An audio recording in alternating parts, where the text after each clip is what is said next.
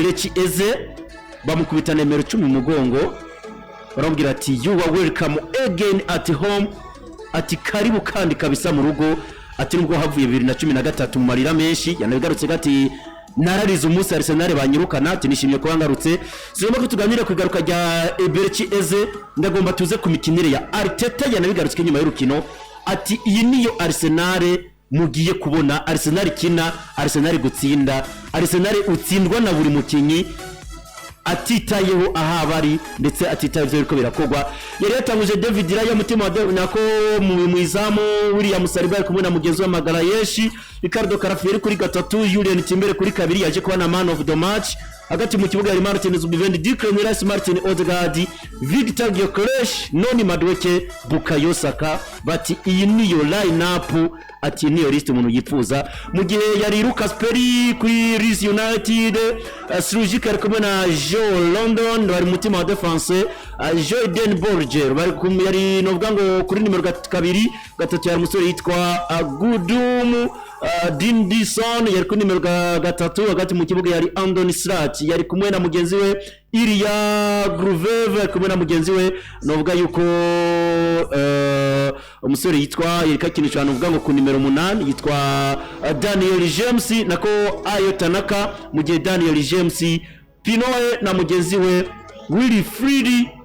Gronto barikwarondera ibitsindo abasore bagera kuri batatu abari kuri bench Jacob Kivior Kepa Arrizabalaga Lewis Kelly Christian Mosquera Mikel Merino Dorman Martinelli Ethan Waneri Leandro Trossard Wita Lucas Mecha sore yitwa Noah Okafor Jack Allison Longstaff Alonson Brian ndetse no bita Bornao Jaka Gilol ndetse na mugenzi w'umunyezamu Darro bari ku ntebe basubira abandi kuri equipe ya Leeds United. Arsenal kabisa irabyira ikipe ya Leeds United turi Emirates ku munota 34 Julian Timbere giterekamwo kuri assist ya Declan Rice Bukayo Saka akubita icyo bita angle ferme yari kumwe n'umunyezamu Masami Nzuki kuri assist ya Julian Timbere igoriza kuba yinjira Victor Gyökeres aza kuba gishiramo novuga ngo akubise icyo bita open goal yacenza aba defenseur ba Leeds United bagera kuri batatu za kwaterekamo deuxième poteau kuri assist ya Carafiori nyera avuga ati ibyo gutanga ama assist n'ivyo wanje no munsi aterekamo assist kandi kwa Julian Timbere ku munota 56 Victor Gyökeres match igiye ku musozo arazaterekamo penalty arakonfirma abwira ati nahisemo kureka umudamu nahisemo kureka inshingano zo mu gihugu ca Portugal ndetse niza equipe ya Sporting Club de Portugal ati nje mu barashi ati it's time kugira ngo nerekane ko n'umukinyi rutayizamu mwiza cyane muri Arsenal. Arteta ati ishimye abasore banje tisimye buri musore ati Carafiori n'umukinyi ari karadufasha cyane ati yatsinze igitsindo kwa Manchester United ku mukino wa mbere ati yatanze assist zibiri ati nibura buri mukinyi wese ari karamenya akazi yaje gukora muri equipe ya Arsenal. Bana apologize gatimbere ko ndanije kuri Arsenal mbanze mbwiro bita Elize ndayishimiye ati Atletico match ya mbere byagenze gute yo kudwamba Atletico match ya mbere yatsinzwe na Espanyol Barcelona wabonye umuntu ari muri Texas muri Amerika bakalek Nikora uramwibusha tunamuramutse cyane gusa 10 ngo bari saa 10 z'ubuce kabisa ngo bari saa gapi saa 10 z'ubuce yumve shaka twumviriza saa 10 z'ubuce byaradusize kandi araho bita Texas muri Zunze Ubumwe za Amerika izubarire azari zo cyane bayitale uramwibuka rek Nikora umuvandimwe tamwibuka nawe wibuka ariko umufatanya bikorwa mukuru utamwibuka nagutera ubuni umufatanya mukuru cyangwa no mikro nawe gutera umufatanya mukuru umufatanya yatwicaritse no tunamuramutse cyane kabisa Nikora Sariyuti brother nizere ko Texas nizere ko baramukumbuye imari namuhezagire cyane nawe ntabwo kugurira abavandimwe yatwicaritse yabavyumve ko ari Charlison acabyumva cyane impamvu yo kwanye n'ingegera muri nani impamvu yo kubisha reka turabivuge ni muvandimwe Nikora umusiposa wacu wa Team Bingo Sport ndagukomera amashina namwibagiye by the way ahubwo mbabarire turamutse cyane je nahagurutse pe Nikora amashimeshi na Sariyuti ni chapeau ahubwo iyo chapeau racyambaye Nikora akatonza brother twatiri kuri equipe ya Arsenal barako baratsinda equipe ya Leeds United itsinda bigera kuri bitanu ibitsindo bigera kuri bitanu ku busa harimo akazi kadasanzwe k'umusore kuri 20 ndavuga bita Julian Timbel ndetse na mugenzi we Victor Gyökeres yateretsemo double ndetse n'igitsinda cyo witwa Bukayo Saka. Ni ibitsindo bigera kuri bitanu ariko ahanini si ibitsindo byanje kuba byinjira, ahanini si uburyo babitsinzemo, ahanini ni system dojo barako baragenda bakinamwo yaje kubishimisha cyane ubita Mikel Arteta. Barako baragenda berekana nimero 10 wabo mushasha ndavuga bita Belechi Eze agiye kuba anakina na equipe ya Arsenal, yari yavuyemo afite imyaka igera kuri 13 ariko yagarutsemo. Ndavuga ko ni equipe ya Arsenal kugeza kuri kano ka mwanya bona apologize ndetse na Claudio Bravo ugerageje kuraba intango yabo buri sezo ni equipe ya Arsenal tumaze kuba tumenyera kwitangura neza cyane. Ni equipe ya Arsenal tumaze kuba tumenyera yuko iziga kino umupira mwiza cyane, ariko tugerageje kuraba urwego yerekanye kwa Man U tugaza kurusanisha n'urwego yerekanye kwa equipe ya Leeds United bona Claudio Bravo, turaza kuba tugoma nibyo ntabwo ari ama equipe ari kuri calibre imwe, ariko turashaka kuba dupinganisha tukabona tuti equipe ya Arsenal shobora kuba yateye match nziza cyane kuri equipe ya Leeds, equipe yo mu cyicaro cya kabiri, equipe noyi mugihe twabonye yuko buri umwe wese yaje kuba anena ndavuga umukino baje kuba bakenda kuri equipe ya Manchester United. Bivuze iki bona Claudio Bravo? Bivuze ko ni equipe ya Arsenal yivyo yakinye kuri equipe ya Leeds United nivyo buri umwe wese areka aravuga ati tubonye equipe nzima, tubonye equipe idefanda, tubonye equipe yataka, tubonye equipe ishobora kugwitsinda ibitsindo byinshi cyane, ariko natwe tubaza dupime eske bakinye na equipe ya nivyo mu Bwongereza na equipe yo gutamunda sa mu Bwongereza na equipe yo gusuzugura, ariko hari ama equipe atanganya urwego. Hari Leeds United na Manchester United no zakuzishaka kugorora, hari equipe ya Chelsea na equipe ya West Ham ntabwo zakuzishaka kugorora. Bivuze ko wowe nka Man U, wowe nka Arsenal nimba parvenye gukina match nziza kwa Leeds ugakina match idashemeye kwa equipe ya Manchester United, haba hakiri mu gutwaka imitwe dusembwa buri muntu wese ashobora kuvuga ati eske Arsenal twabonye, eske Arsenal turiko turiyumvira gukora cyangwa turiko turiyumvira kujana bo n'uburyo na buryo eske Arsenal bwoko. Ariko uraza kubura ba Arsenal baza kubura ubwego baje kuba banatanga abakinyi nka bose, nta numwe za kubaga ubwego gwitwa Anonymous Duke, nta numwe arikaraga ubwego gwitwa Martin Zubimendi hagati mu kibuga, nta numwe arikaraga ubwego gwitwa Bukayo Saka, nta urikaraga ubwego gwitwa Victor Gyökeres koko muri weekend yari yaje kuba nabireka yuko nawe ashobora kubikora, nta numwe arikaraga ubwego gwa Martin Odegaard, nta urikaraga ubwego gwa Calafiori Ricardo, nta urikaraga ndetse n'ubwego ng'umunyezamu David Raya, nta urikaraga ubwego bw'umwana muto, nta urikaraga ya ubwego bw'umwana muto ndavuga mu myaka 15 bita Max Dorman, kuko nawe n'umwe mu bakinyi yerekanye ubwego rumeze neza cyane. Rero bivuze ko n'equipe ya Arsenal biragoye kuza go nemezijera kujera ko ari equipe ishobora kuza go kuvuga amajambo nkayo Mikel Arteta cyane ishobora gutuma Mikel Arteta yavuga amajambo nkayo yavuze mu gihe twabonye Man U bakinye, mu gihe twabonye Leeds bakinye, ahubwo turarindiye kuraba eske baraza kuba bitwara gute cyangwa baraza kuba bakina ballon imeze gute kuri ama equipe yitwa kwa komakomeye, izo za Manchester City, izo za Tottenham Hotspur, izo za Liverpool. Muri sange ni za equipe nyene turindire ya Big Six niyo turindire kuba tunarabamo urwego guza cyane kwande gwa Mikel Arteta. Nibyo ko mwakoze byamuhiriye, nabwo yaje kuba atakaza kuri equipe yitwa kuri muri Big Six, ariko yaje kuba atagaza kuri ama equipe mato mato. Rero nimba bara ko ubu ashobora gupavura gutsinda ayo ma equipe mato mato, dusigaje kuraba eske araza kuba nitwara neza cyane kuri ya ma equipe yitwa ko ari muri Big Six. Rero tugerageje kuraba ubwoko bw'abakiyi bamwe na bamwe, twabonye ubwoko guza cyane gwitwa Victor Gyökeres, bisaba yuko nawe abanza kumenyera muri ya equipe ya Arsenal, bisaba ko amaza kumenyera uburyo banakina namo, kuko biragoye kubona amabalo ya equipe ya Arsenal ava ku mande inja muri Silvestre Balance, biragoye kubona ama equipe amabalo ava hagati mu kibuga aja gupersevera yinjira neza apenetre indani muri Silvestre Balance atarinze guca komanda. Bivuze ko baracafise byinshi byo kwiga uburyo bakina namwe n'umugini nimero 9 navuga muri equipe ya Arsenal. Nabonye ndetse n'uwitwa Gabriel Jesus nawe yagarutse ashaka kuza nkumu Mike yashobora kuza arasimburanya n'uwitwa Victor Gyökeres. Bivuze ko ni equipe Arsenal effective yabitanguye kubibavugira, effective yabitanguye kuba igira impact nini, kuko yarageje kuraba uburyo yahinduranyamo abakinyi muri match yerutse. Wabona neza cyane ukabona so Calafiori yinjije Miles Lewis Kelly, ukabona so witwa Julian Timber akwinjira Mosquera, ukabona so Bukayo Saka, ukabona hinjiye witwa Ethan Waneli, hagasohoka witwa Anonymous Duke, akinjira witwa uyu Martinez. Wabona neza cyane ko ni equipe muri rusangi, buri muntu wese asohoka, buri muntu wese yinjira arafise impact havazana muri equipe. Novuga ko yaragerageje kuyubaka ku kijanye na effective wo bita Mikel Arteta, ahubwo dutugaye kwa tumenya eske effective biraza kuba iba consistent reza kuba iba stable kuko nk'ubu tuvugana hari abakinnyi batanga kuba bakekwa yuko badashobora kugaragara muri match bafite na equipe ya Liverpool ndavuga muri weekend kuko weekend equipe ya Arsenal ifite Liverpool nabyo novuga ko ishobora kubona the match ishobora kwerekana ubwego bwa equipe ya Arsenal eske ni Arsenal nziza eske ni Arsenal yerekera tubesha kuri equipe ya Leeds kuko badakobana kina batagira witwa Bukayo Saka bitagoye kuba binanogwarwa ndetse bashobora kubona bakina badafite witwa Martin Odegaard ariko muri ico gihe twabonye ubwego bwiza cyane bwitwa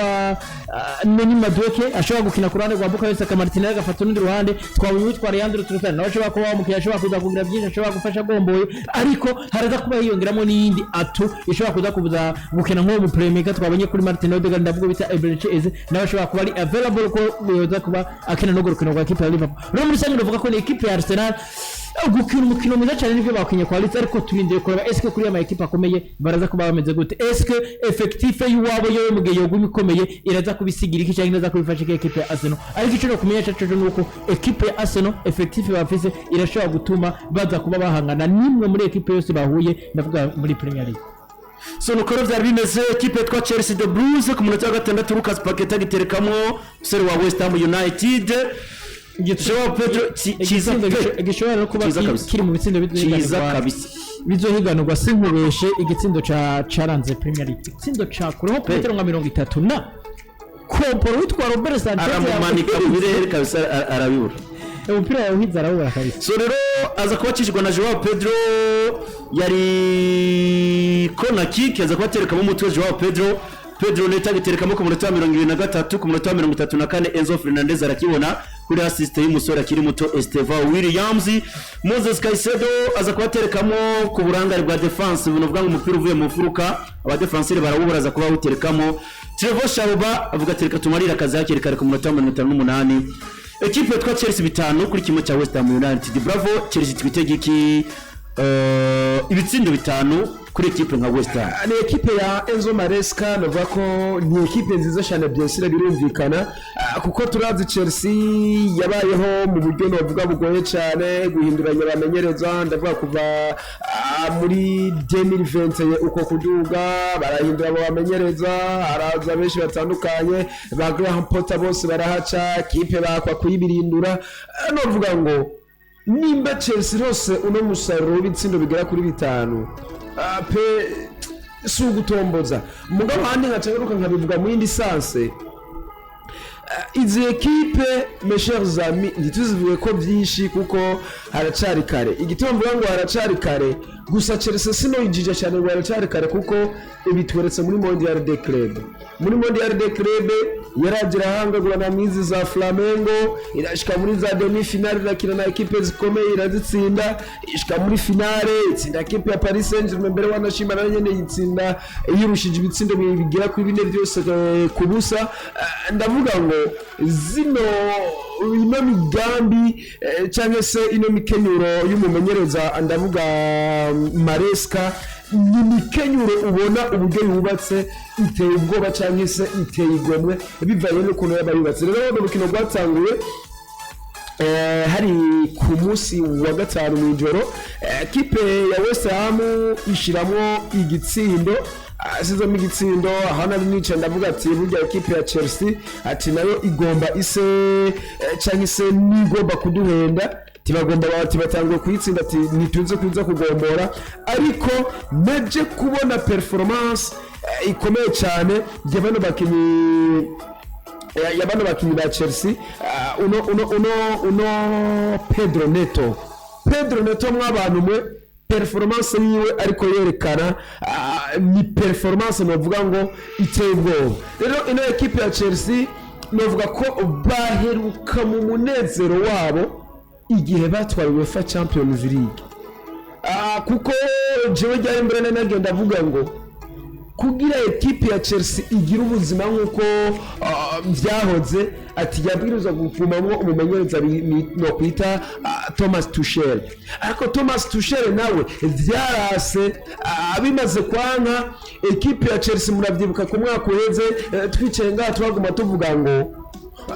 ati ekipe ya Chelsea bivanye n'andi makipe bazoba bariko bagenda bahura nayo ati bizobagora kugira aho nyene banisange muri Big 4 cyangwa muri top 5 kugira ngo baronke ihiganwa ryo kuzokina England nako UEFA Champions League. Ariko Chelsea iradugagira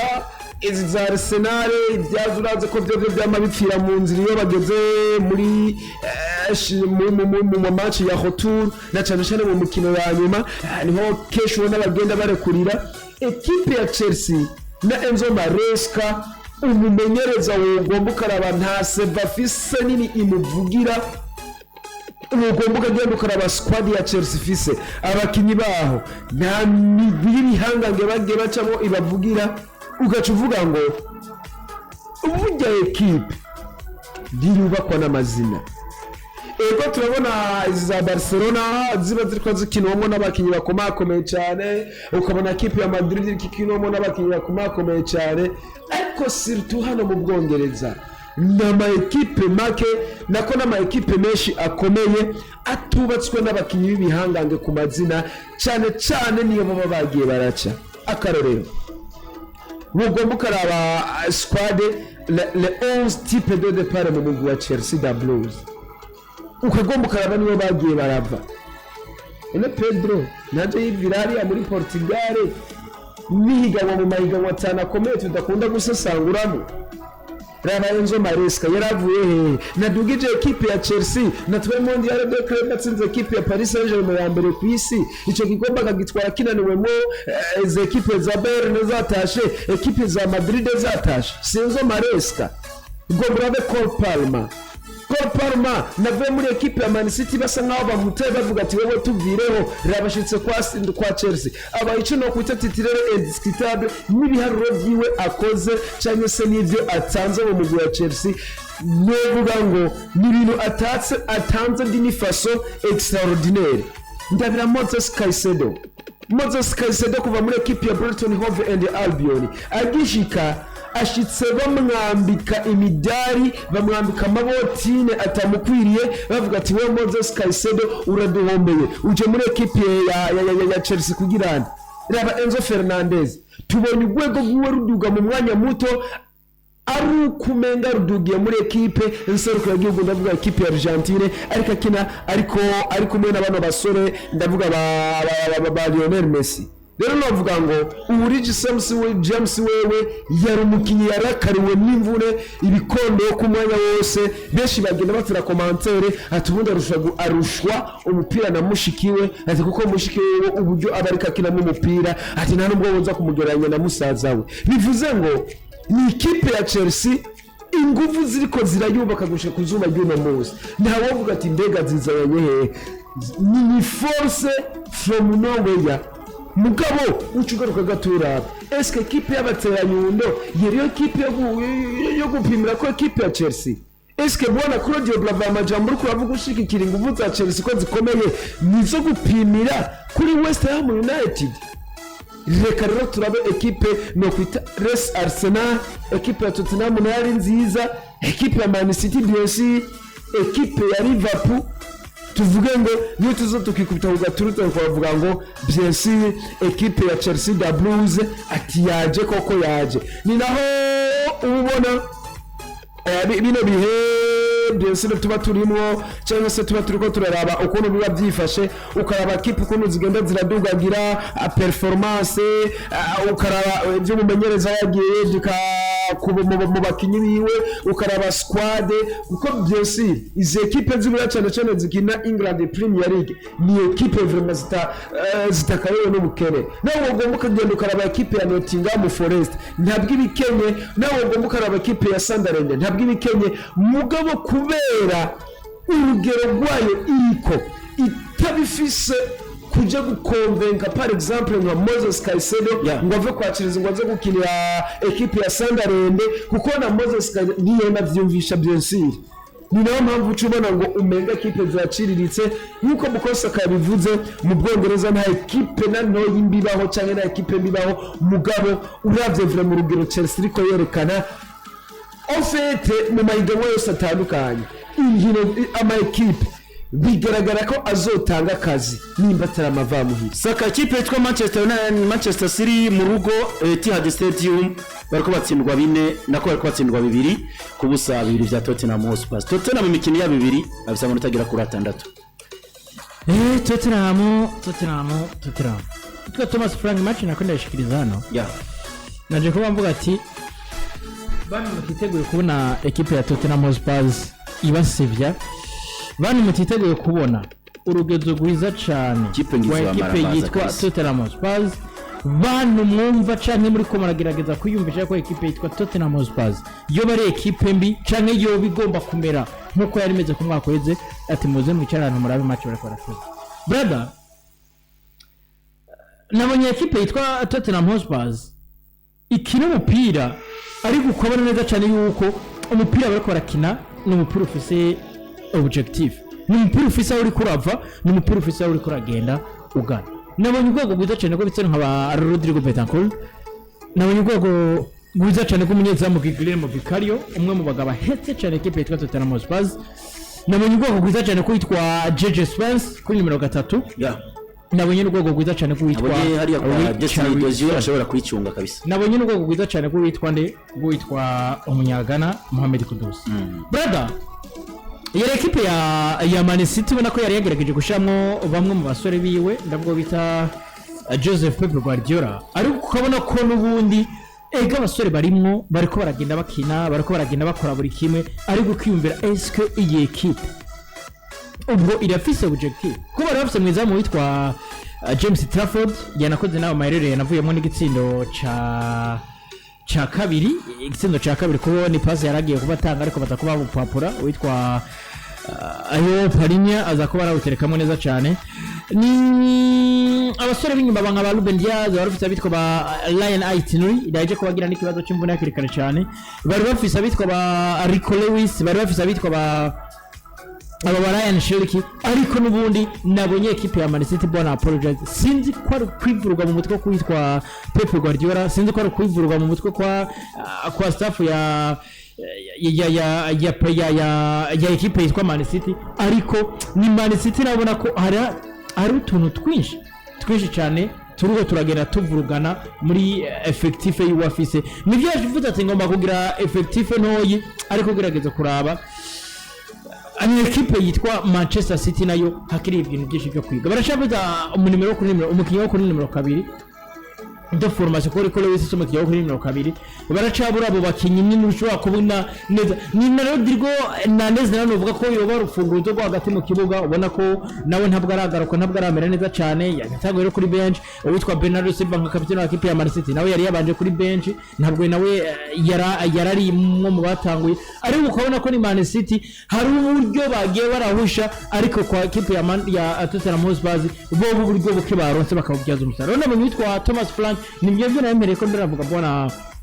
apologize, umusaruro wiwe niwa musaruro ubona ko canke ni ya football ufise objective, ni ya system de jeu ubona ko bafise hangira. Ego kubitiyo baro we ntembereze baro nani nayifata ndagutembereza, ariko ni na parve nagushika kwiza mugi wawe ubyumve ko azoba hamwe danger umwanya wose nshika. Rero bivuze ko ni equipe ya Manchester City nayo yaje kubisuffering nyuma yo kubona equipe ya Tottenham Hotspur ari muri equipe iri kirabota kico gitu ari muri equipe tiro pressing, ari muri equipe gerageza uburyo bwose. Nimba turiko turataka tugomba kwatakira rimwe, nimba turiko turadefenda tugomba kudefendera rimwe. Rero nabonye ubwoko bwiza cyane witwa Richarlison de Andrade umunya Brazil kapiteni, abonye no witwa Thomas Frank yatangiye kubagira amajambo muvuga karavuga ati ni umukinyi mwiza cyane, ni umukinyi atsinda, umukinyi abonye afite iryo hangiro, ni umukinyi afite iyo nyota yo kubona arondera ibyo bitsindo, yifuza kugumana natwe. Ati nanje kubwane nk'umumenyereza Thomas Frank ati nifuza kugumana abakinyi bameze nk'wabo, ati rero vuba turanashobora kwicara kubera gutoranire uburyo dushobora no kongeramo amasezerano kuwitwa Richarlison. Rero nabonye ekipe ya Tottenham Hotspur bona apologize, ishobora kuba rimwe muri ekipe ishobora kuza nyuma twabonye Tottenham